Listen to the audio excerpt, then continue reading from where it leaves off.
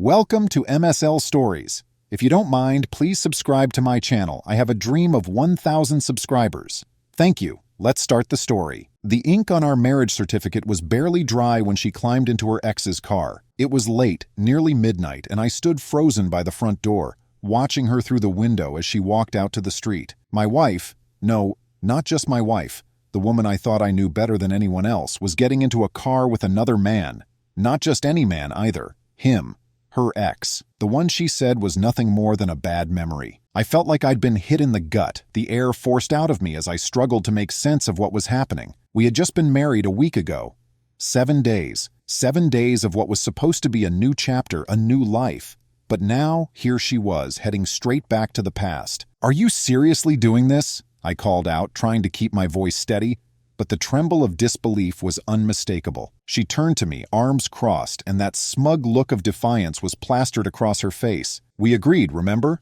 We're free to make life decisions as individuals. That was part of our contract. Our contract." I had never hated two words so much in my life. It was her idea, the marriage contract that was supposed to give us both freedom. I agreed because I thought we were on the same page. Freedom meant supporting each other's goals, not tearing each other apart, not this. "Don't get in that car," I said, my voice firm now, barely containing the storm that was building inside me. Her ex, smug and arrogant as ever, stepped out of the car, tossing me a glance that could only be described as dismissive. "I'm not discussing where my girlfriend goes with some man," he said, emphasizing the word girlfriend, as if our wedding had never happened. That was it. I wasn't some man, I was her husband, and I wasn't going to tolerate being treated like this. "If you get in that car," I said, looking directly at her, "don't expect to come back here." She paused for a moment, but then, without a word, she turned away and slid into the passenger seat. The engine revved, and they drove off, the red taillights shrinking into the distance. I stood there for a while, frozen. Then I walked inside, locking the door behind me, knowing in that moment that something inside me had broken, something that could never be repaired. It wasn't just the betrayal. It was the audacity of it. The way she tried to twist the contract into a justification for her actions, as if marriage meant nothing, as if I meant nothing. Hours passed. At 3 a.m. there was a frantic knocking at the door, her voice calling out to me. 19 missed calls on my phone. I looked at the screen, saw her name flashing, but I didn't pick up. I didn't even get out of bed, and I heard her scratching at the door, banging on the windows, pleading to be let in. But she had made her choice, and so had I. The next day, I filed for divorce. This was only the beginning. What followed wasn't just the end of our marriage. It was the beginning of a reckoning, one that would make sure she and everyone else who thought they could treat me like this would face the consequences. The next few days passed in a blur of paperwork, cold silences, and sleepless nights. I filed for divorce that same week, wasting no time. There was no point in dragging this out. No need to listen to her excuses, explanations, or apologies. None of it mattered.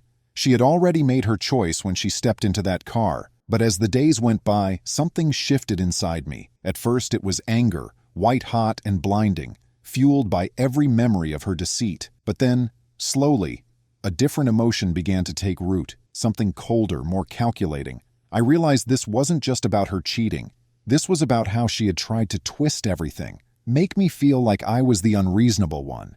The contract, the freedom, it was all a smokescreen, a way to justify her betrayal. I started to remember the signs. There had been so many red flags, things I had brushed off, convincing myself they didn't mean what they clearly did. The late nights she couldn't explain, the sudden secretive texts she would hide from view, the vague responses when I asked where she'd been. At the time, I wanted to believe the best in her. Now, I saw it for what it was, a carefully constructed lie. One night I decided I needed answers. I wasn't going to confront her again. There was no point in talking to someone who had already proven they would twist the truth. Instead, I did what I should have done months ago. I started digging. It didn't take long. She had been careless. Her phone, once a fortress of locked messages and privacy settings, was suddenly wide open when she forgot it on the kitchen counter. It took me less than 5 minutes to find what I needed. Text messages, photos, entire conversations between her and him, dating back months, long before we were married. The worst part wasn't just that she had been cheating. It was how she spoke about me, as if I was nothing more than a convenience, a placeholder. She talked about our relationship like it was a game, something she could manipulate and control. She even joked about the wedding, saying how easy it was to get me to agree to everything she wanted, how I was so trusting. I felt sick, but instead of confronting her, instead of losing my mind in rage, I felt something else settle in. Something colder, more calculated. I was done being the trusting fool. If she thought she could walk all over me, she was about to find out how wrong she was. I started making my own plans. This wasn't just about ending the marriage. She had made a mockery of everything we had, and I wasn't going to let her get away with it. If she thought she could walk away unscathed, I was going to make sure the price of her betrayal was far higher than she ever imagined.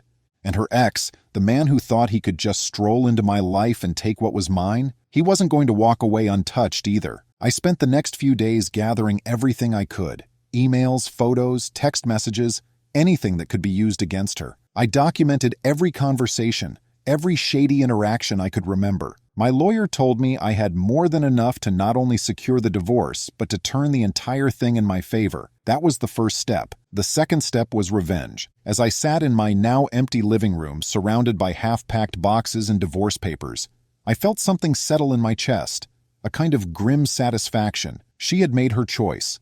Now it was my turn to make mine, and I wasn't just going to let this go quietly. I was going to make sure she regretted every single decision she had made. Revenge isn't something you rush. It takes patience, precision, and a clear mind. And I had plenty of time to think about it. The divorce was already in motion, and I made sure to play it smart. I wasn't going to be the angry, bitter husband who gets tossed aside while she moves on without a scratch. No, I was going to make sure that when this was over, she would have nothing left. Not her reputation, not her so-called freedom, and certainly not the life she thought she could build with him. Step 1 was to finalize the legal side. I had already hired one of the best divorce attorneys in the city. The infidelity clause in our marriage contract was going to be her downfall. I made sure to gather every piece of evidence I could to prove her breach of the agreement. Texts, emails, even photos. It was all there. A solid case that would ensure I walked away with more than just a clean break. She was going to pay for at least half of the wedding, and if my lawyer played his cards right, I'd also secure most of the assets. But that was just the beginning. Step 2 was to target her career. My ex-wife had built herself a small freelance business as an artist, curating a reputation for being creative, reliable, and charming. But people only saw the surface.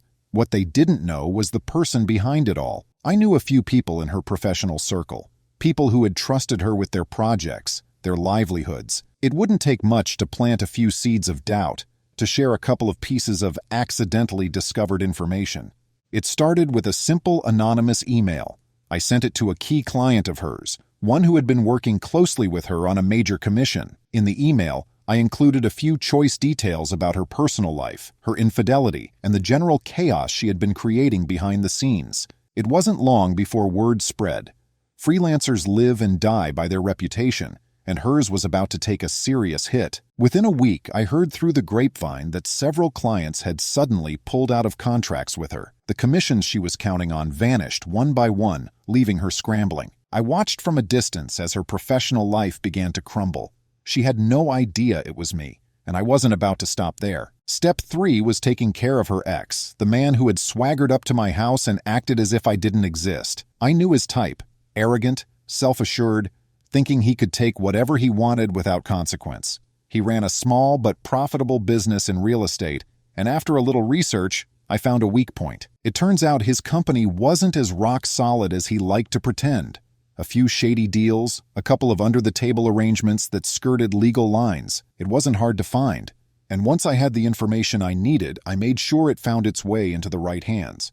An anonymous tip to the local regulatory board, along with some well-timed documents that happened to surface, and soon his business was facing an audit. Deals fell through. Partners started backing out. His once glowing reputation was suddenly tarnished with the hint of scandal. I knew it wouldn't destroy him completely, but it was enough to shake his foundation and leave him scrambling for damage control. While his life was beginning to unravel, I focused on the final step: exposing my wife's affair to her closest friends and family. Up until now, I had kept it quiet. I hadn't told anyone about what had happened, but I knew how important her image was to her. She had worked so hard to present herself as the perfect, carefree, independent woman, always in control, always one step ahead. I decided it was time for that mask to come off. I compiled everything, the texts, the photos, the timeline of her deceit. I sent it to a few mutual friends and, most importantly, to her parents. I didn't embellish. I didn't need to. The facts spoke for themselves, and once they were out there, her carefully constructed social world began to collapse. Friends turned their backs. Her family, once proud of her, was suddenly cold and distant. By the end of the month, her life was in ruins. She had no clients, no support system, and no future with the man she thought she could build a new life with. Everything she had taken for granted, everything she thought she could have while leaving me behind, was gone. And all the while, I watched it happen from the sidelines, never lifting a finger, never saying a word. She never knew it was me pulling the strings. This was more than just revenge. This was justice, the kind that comes when people think they can play with your life and walk away unscathed. By the time the divorce was finalized, I was free of her, and she was left with nothing but the consequences of her own actions. But I wasn't done yet. When the divorce proceedings officially began, I went in fully prepared. My lawyer, meticulous and sharp, presented the mountain of evidence I had gathered. Every text, every photo, every document was laid out as a testament to her betrayal. Her smug confidence from earlier had long faded by the time we entered the courtroom.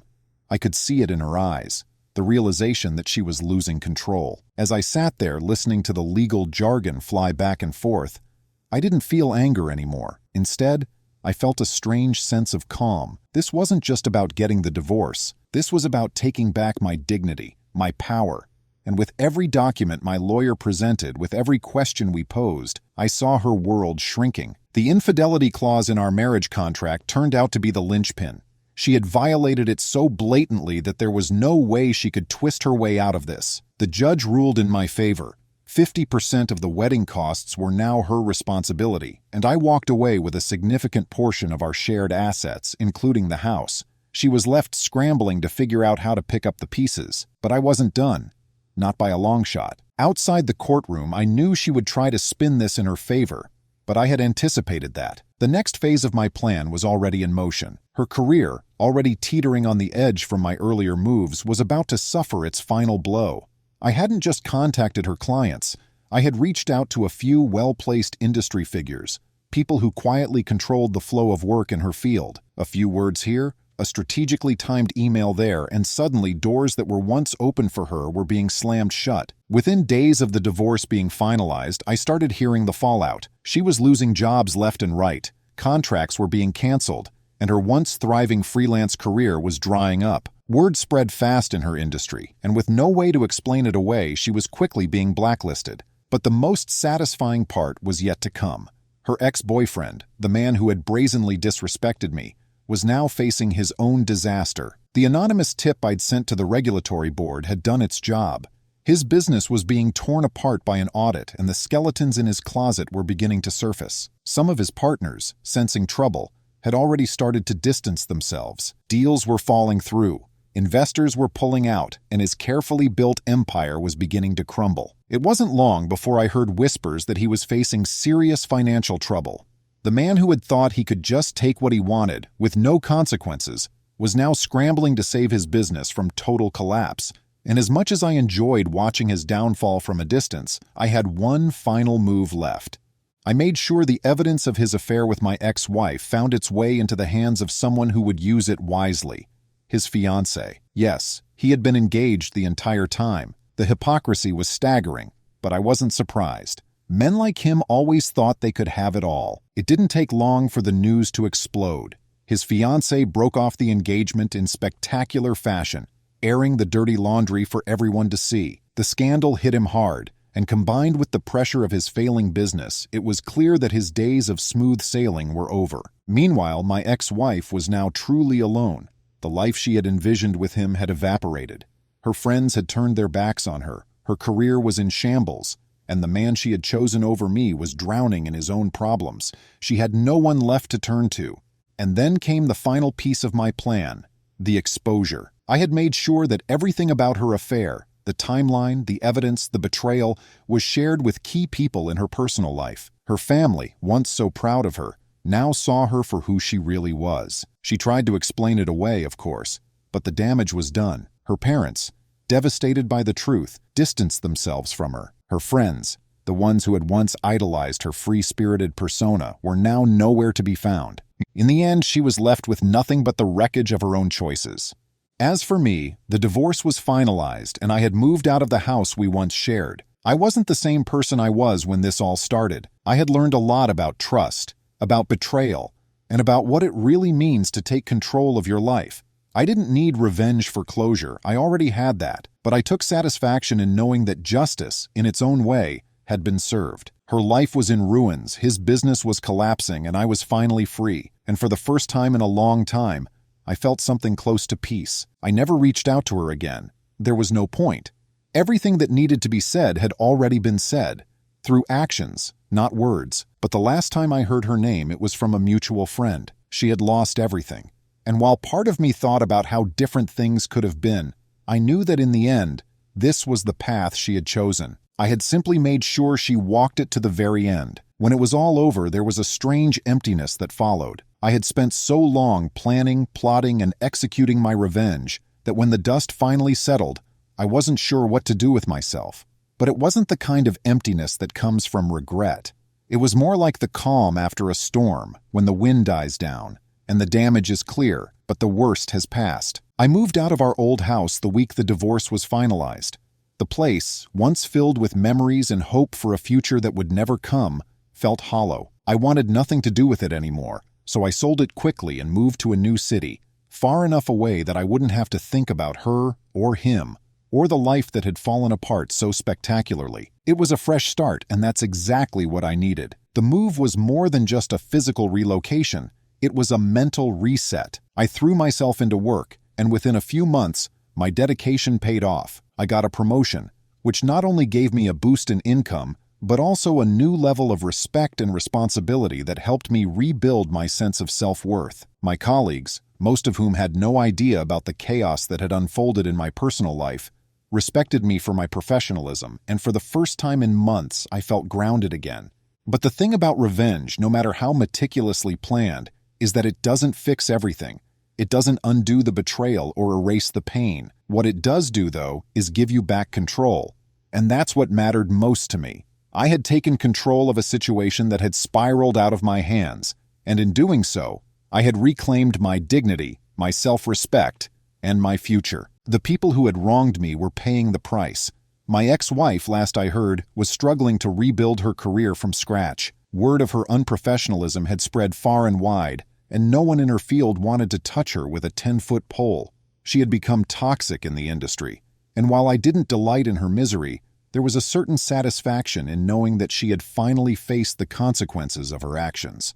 As for her ex-boyfriend, the one who thought he could swoop in and steal my life out from under me, his downfall was even more dramatic. His business was barely holding on by a thread, and the audit I'd triggered had exposed enough dirt to keep him tangled in legal trouble for years.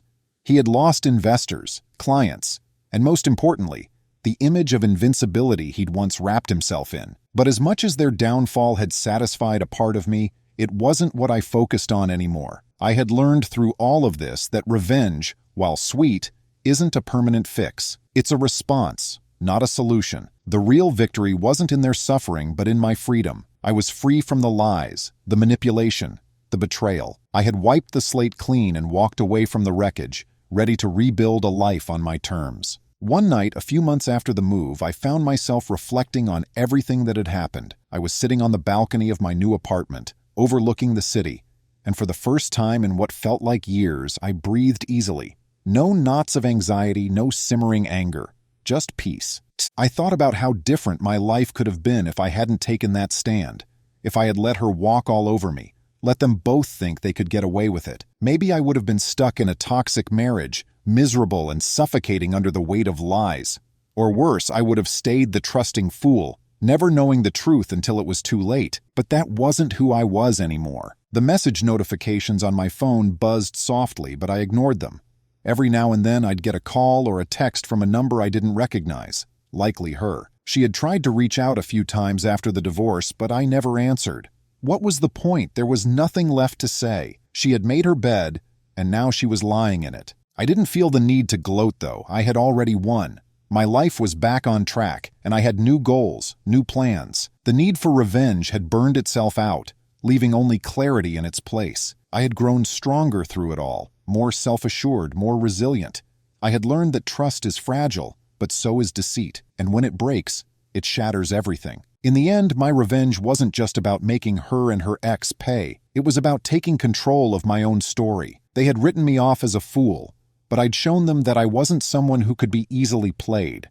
I'd rebuilt my life on my own terms, and that was the ultimate victory. As I took another deep breath, feeling the cool night air on my face, I realized that I didn't need anything more from them. Their downfall was complete, and my life was only just beginning. And as for them, well, they could watch from a distance as I moved forward, while they stayed stuck in the ruins they had created. I had no more use for them. I was done.